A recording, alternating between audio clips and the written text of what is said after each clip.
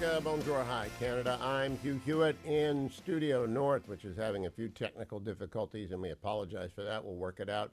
I am going to bring you up to speed on Hurricane Milton, which has crashed across Florida, leaving death and destruction in its wake. We are running a campaign with Food for the Poor over at HughHewitt.com. Fetching Mrs. Hewitt and I have donated because they're headquartered in Florida and get relief supplies to the victims, which extend from Bradenton all the way over to Daytona Beach. Milton is now out to sea, and I'll keep you posted as the sun comes up. I begin this morning with Haviv Rettig from Israel. Good morning, Haviv. Welcome back. Good morning, Hugh. Thank you for having me. Thank you for joining me. I want to read you some headlines from this morning's set of newspapers. Wall Street Journal, violent megalomaniac Sinwar takes Hamas on an even more radical path. Financial Times, how long will Israel's war in Lebanon last? Washington Post, Netanyahu-Gallant rivalry complicates Israeli response to Iran attack. And then from your own Times of Israel, Biden and Netanyahu hold direct and productive call, and U.S. seeking to install new Lebanese president, push aside weakened Hezbollah. It's almost impossible for an American civilian to make sense of what is going on, Haviv. I know you have 4 divisions of the IDF in southern Lebanon. Would you explain to the American audience what is Phase 2? I bet I gather we are in the war now. The war's gone from Gaza to Lebanon and may go to Iran. Yeah, it's not that complicated. Sometimes I think journalists just need to fill another day's pages. For 12 months, Hezbollah has been bombarding Israeli cities. Probably over a dozen towns have been demolished. Tens of thousands, somewhere in the order of 70, possibly as much as 100. It's hard to actually count. 1,000 Israelis have been displaced for those 12 months. Israel has begged Hezbollah through American interlocutors to stop. France has begged. America itself has begged. Christian leaders in Lebanon have begged again and again and again. And of course, in Hezbollah's culture, political culture, when people ask them to stop, that means that they are the triumphant force. And so, of course, that led them to double down and continue. And 12 months have passed, and Lebanon wouldn't. The deep cowardice of every part of Lebanon that isn't Hezbollah prevented them from being able to stop bombarding Israel. And so now Israel's going to have to stop Hezbollah from bombarding Israel. And Israel has taken the offensive, and it's taken the offensive in a way that will guarantee the only way we can have a safe north of the country is if we do it. And it's a tragedy for Lebanon that that's the only alternative we have, but Lebanon made it so. And so that's it. That's where things stand. It's not more complicated than that. Qasim Naim, the number 2 in Hezbollah, who's probably number 1. I don't know. They're having a very hard time picking a number 1 because we keep just killing the number 1s the second they pick them. Said 2 days ago, and this led to a huge storm on Lebanese social media with Hezbollah supporters who were horrified that he said it, but he said that Hezbollah is ready for a ceasefire. Well, of course it's ready for a ceasefire. It's losing, and it still has quite a bit of its arsenal intact. Israel has a great deal more to destroy. So it's exactly the moment when Israel is going to clean up, and it's going to take a long time, but still, that's the direction. And so Hezbollah is trying to survive. Israel can't let it, because there's no one in Lebanon, no one in the international community, not America, not France, not the UN. Hezbollah is in permanent violation of resolutions 1559 and 1701 of the Security Council. Those are binding, mandatory resolutions to disarm and move north of the Litani. Nothing in this world, actually will protect you. There is no international community when you actually need it. And so Israel has to get the job done. That's the tragedy, and that's what's happening. Now, Haviv, on Monday, I spoke with former President Trump, and I asked him to come on the anniversary of the massacre and hostage-taking of 10/7 so that we could reflect on a year later. Here's the first thing we talked about, cut number 1. President, when we spoke in April, you said to me that Israel needed to win and win quickly. They are winning, but they're still fighting, and they're now fighting in Lebanon. Do you think Biden and Harris have been holding back Israel from winning? I do. I think everything they do is the opposite. In particular, him. Now, she's a dumber person than him, but he has the worst foreign policy of anybody in history, probably. You know what you do with him? I realized it the other day. He could be one of the greatest foreign policy presidents. All you do is listen to what he says and do the opposite. If you've done the opposite for 30 years with this poor guy, this poor, pathetic guy, if you've done the opposite for 30 years, you would have been successful. But he's never gotten it right. And, I don't have to go back into the old secretaries of states and all the people that. And are then Secretary we go on to Gates talk said about that. Secretary Gate. Now, so let me ask you, Haviv, have Israelis come to the place where Donald Trump was articulating? But you're always very gracious towards America and thank us for military and financial assistance. But has the Israeli leadership come to the place that Biden and Harris are just so much noise in their ear? The Biden administration is angry that Israel isn't sharing its targets in Iran, its plans for a retaliation for the Iranian missile strike last week. And the Israelis are perfectly comfortable with it because they don't want to share the targets. And the reason they don't want to share the targets is that they are absolutely distrustful of the Americans, that they won't leak the targets.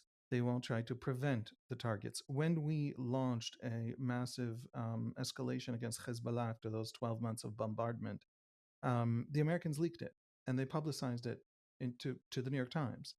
And that is not how, it's not just a question of allies or morals or loyalty. You can't fight a war that way.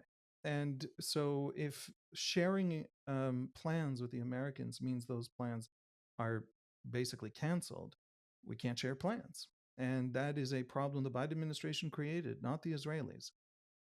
You got to come to the, if you want to be at the table, you do have to give us options. 12 months of bombardment in the north and tens of thousands of Israelis who can't go home for a year is not a status quo you can ask us to tolerate. And so, and the idea that that would be is a little bit it's not a question of, again, morals, it's a question of competence. If that really is your ask of the Israelis, then you're doing this wrong. So we do have Very, to very wrong. clean up in Lebanon. Yeah. I want to play for you the second clip of President Trump on the war that Israel finds itself in, cut number 2. If Israel hits their nuclear sites, will you apply? I dealt with Kim Jong-un, and he has nuclear weapons.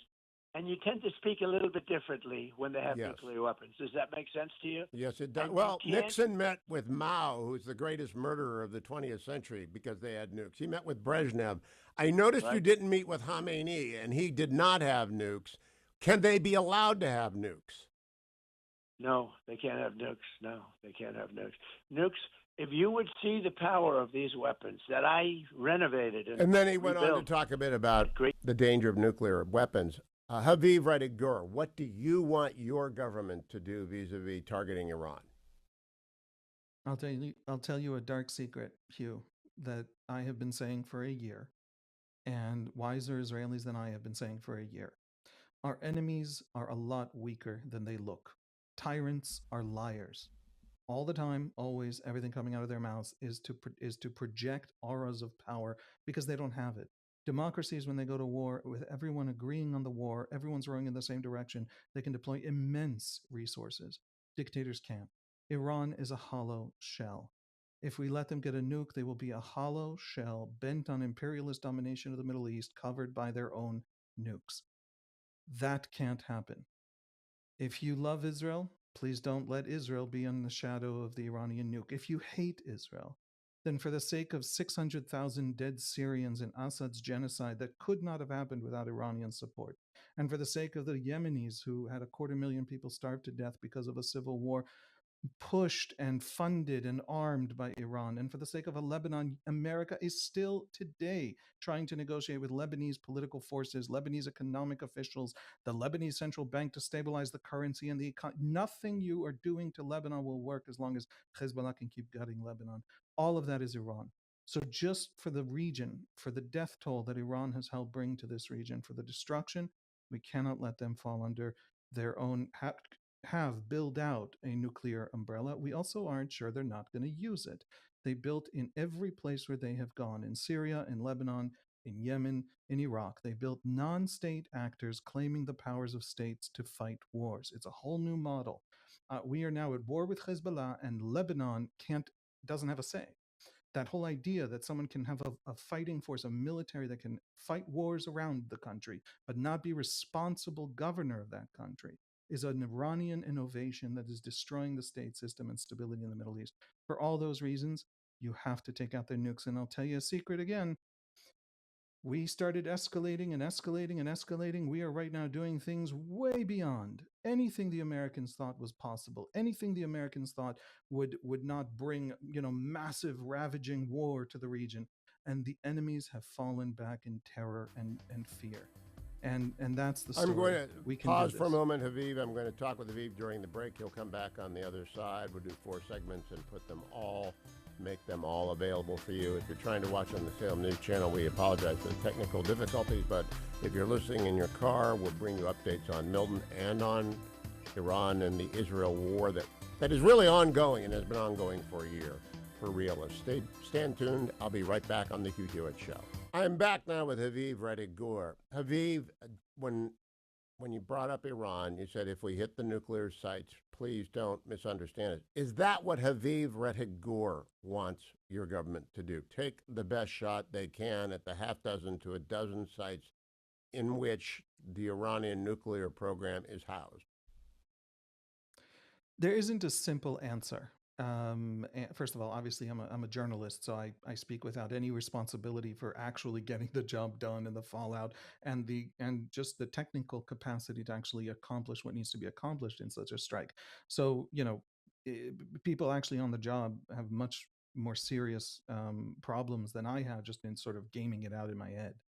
But here's how I game it out in my head. It's not that complicated.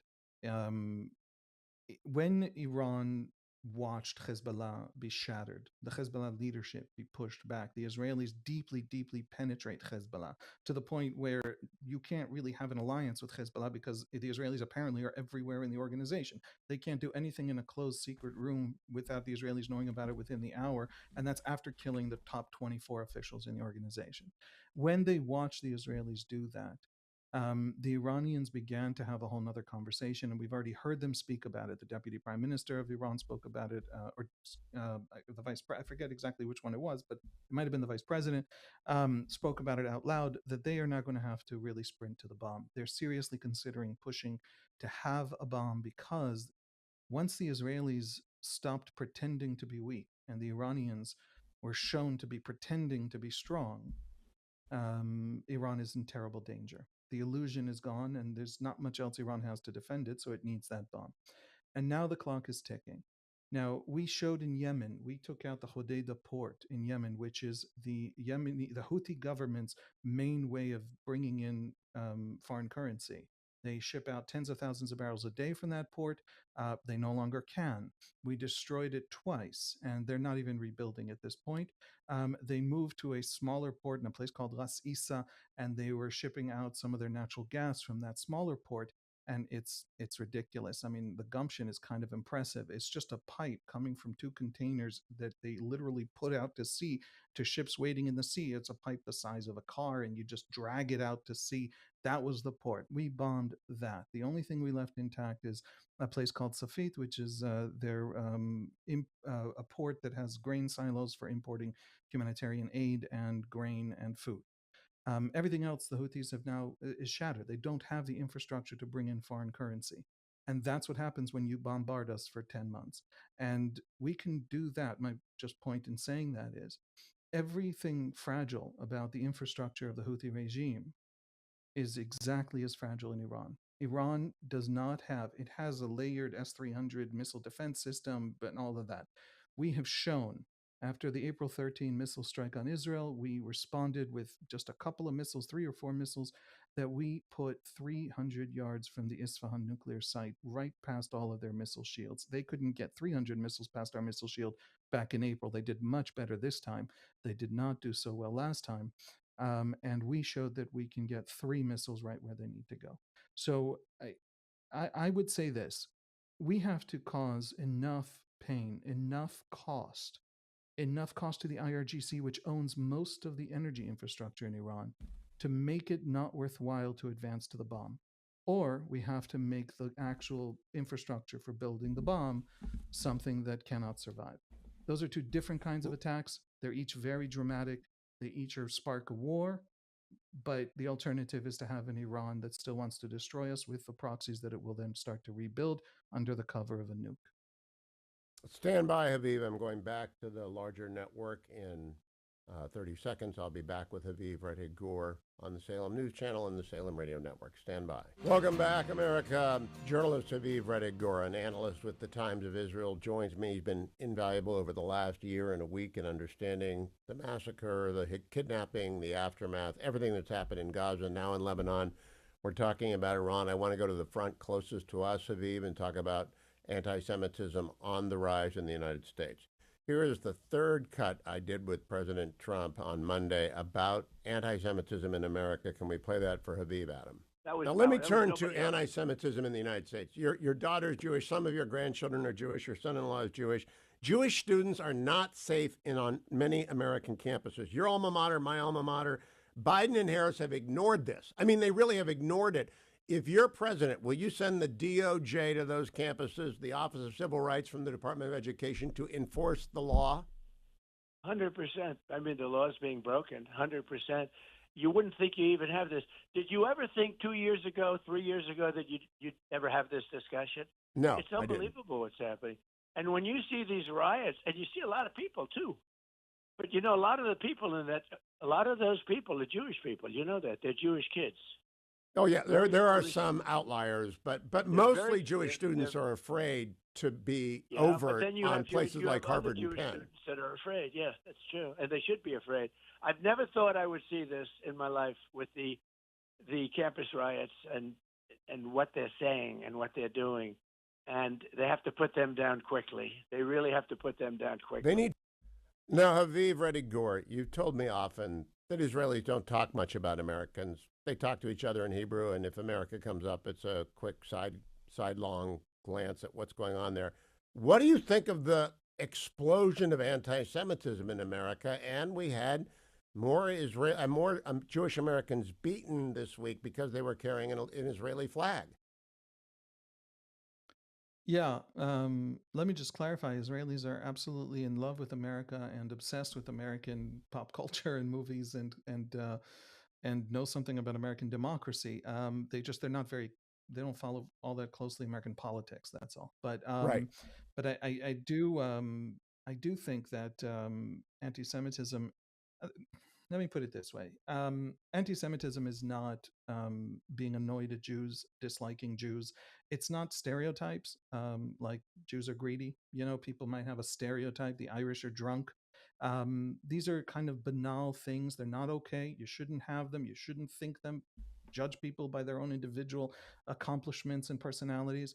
But that's not what anti-Semitism is. Anti-Semitism is an ancient idea that was invented once and has recurred ever since.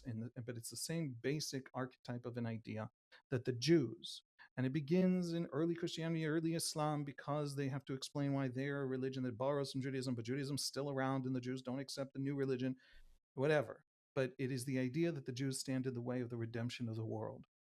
What we see in these protests, in these screaming people, in these ideologues who feel profoundly self-righteous, the anti-Semite always feels self-righteous because they hate the Jews for the redemption of the world. Hamas was willing to destroy Gaza in order to burn down Israel so that Islam can be restored to power and the world can be redeemed. On campus, it is a secularized version of the exact same story. When you talk to them, and I've gone to campuses in the US and I've come up to protesters and I have used my Wisconsin accent to not be identified immediately as an Israeli. And I have said to them, you know, what is it you believe? What do you think? What should we make of it? And they tell me things like everything is Palestine. All issues, police violence, Palestine, capitalist, raping of the working class is Palestine.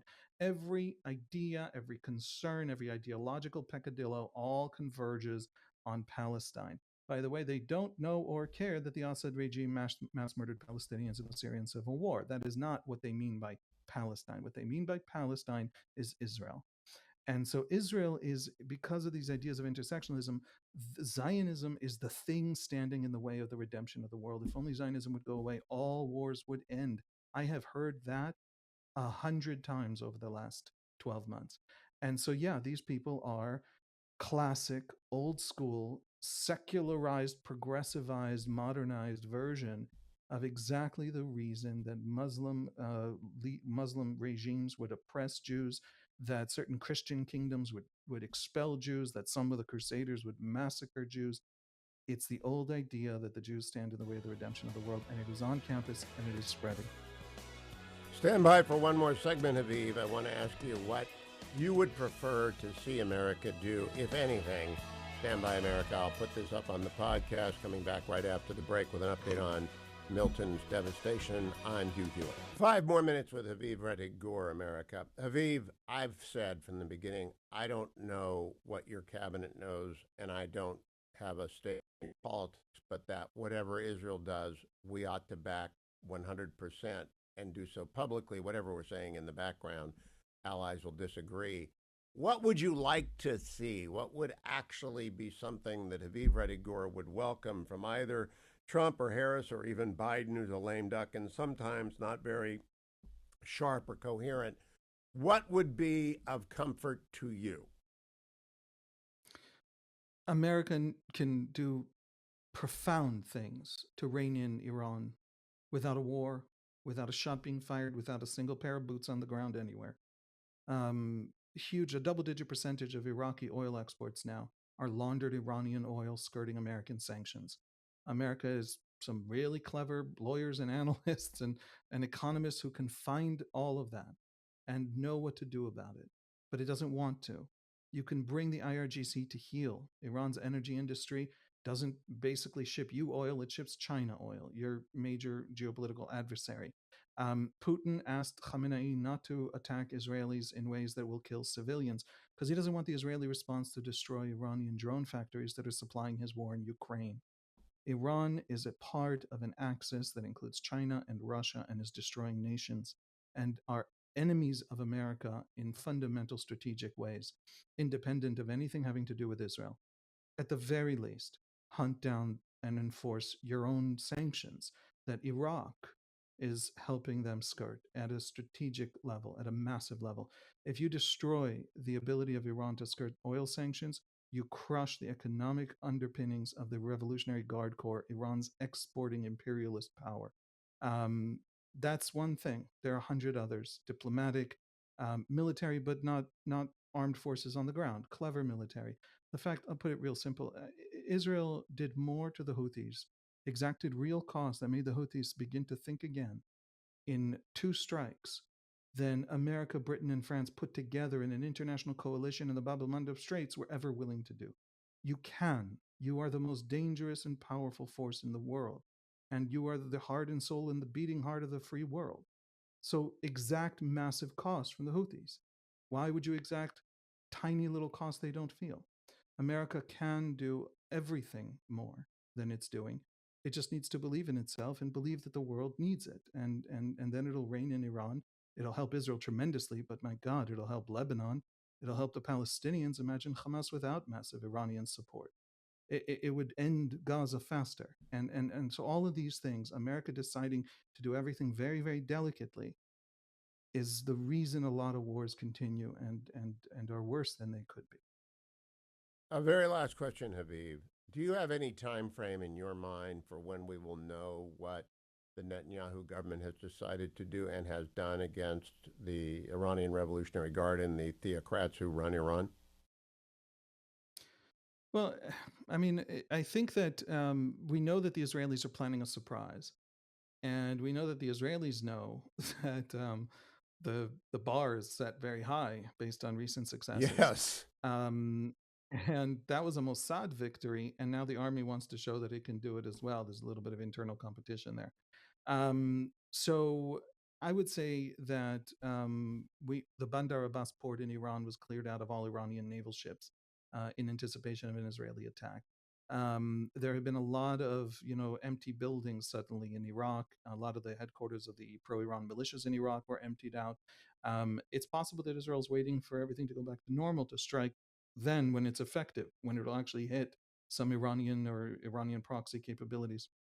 It's also possible that they just want it to be something very, very surprising and to come from a direction that Iran doesn't expect.